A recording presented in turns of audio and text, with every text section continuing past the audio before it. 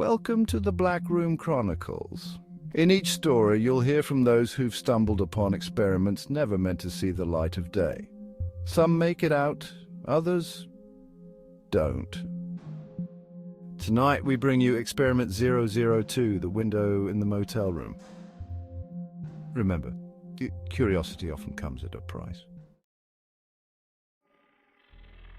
This time, I wasn't looking for anything strange. I was just trying to get some rest. I'd been driving for hours through this quiet stretch of empty highway and finally found a place, a tiny, run-down motel on the edge of nowhere. I figured I'd get some sleep and head back out in the morning. But that night, I became part of something I'll never forget. The motel was almost empty. Just a row of rooms with flickering neon lights casting shadows across the parking lot. I checked in with the front desk, got my key. Room 6. It looked like every other cheap motel room, outdated wallpaper, thin carpet, and a bed that squeaked if you so much as looked at it. But what I remember most was the window. There was something off about it. It was small, set high on the wall, and didn't look outside to the parking lot or the road. Instead, it faced, well, nothing. Just this dark, narrow alley between the walls. You couldn't see much through it, just shadows and some murky light filtering in from somewhere. I figured maybe it was some kind of old design quirk and shrugged it off. Until I noticed it wasn't just a window. I was trying to get some sleep, but every time I closed my eyes, I felt like someone was watching me. You know that feeling? Like there's a presence in the room, but you just can't see it? I opened my eyes, and there it was. The window. The glass was covered in this thin layer of dust, and yet there was something moving on the other side. I couldn't make it out, but it looked like shadows, shifting and pulsing, almost like they were breathing.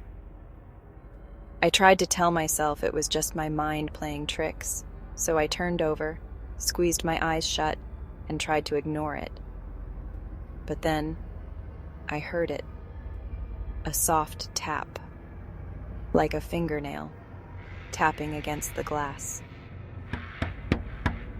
It was coming from the window. I turned around slowly, just barely peeking over my shoulder, and saw something on the other side. It looked like a face, but distorted, pressed up against the glass as if someone, or something, was trying to push its way through. The eyes were all wrong. They were too big, too dark, staring right at me with this unnatural intensity. I froze, my heart racing. I wanted to move, to scream, but I couldn't. Then the thing started whispering. At first, I couldn't make out the words, just soft murmurs, barely audible. But then it grew louder. "Let me in. Let me in. Let me in." I threw the covers over my head, hoping it was a nightmare, that if I just ignored it, it would go away. But the tapping got louder, and the whispers more desperate. And then, silence. I waited a moment, my heart pounding, then pulled the covers down just enough to peek. The window was empty again. I got up, hoping to convince myself it was all in my head. I moved closer, peering out through the dusty glass into that pitch-black alleyway. Nothing. Just darkness. But as I was about to step back, I saw it. A word, faintly scratched into the glass from the inside. Experiment 002. Subject observed. I stumbled back, heart racing. They knew I'd seen them. Whoever, whatever was behind that window. They'd been watching me. And it was like they were letting me know it was only the beginning. I packed up, left the room without even turning the light off, and sped out of that motel parking lot like my life depended on it. But now, Now I can't shake the feeling that they're still watching. I keep finding smudges on my windows, faint fingerprints on the glass that weren't there before. And sometimes, late at night, I still hear that faint tapping, like something trying to get in. So, if you ever find yourself in a motel room with a window that doesn't quite seem right, don't look through it. Because you might just end up as their next subject. Whoever's behind that glass, they're always watching, and they never forget a face. Our subjects survived the motel room encounter, barely.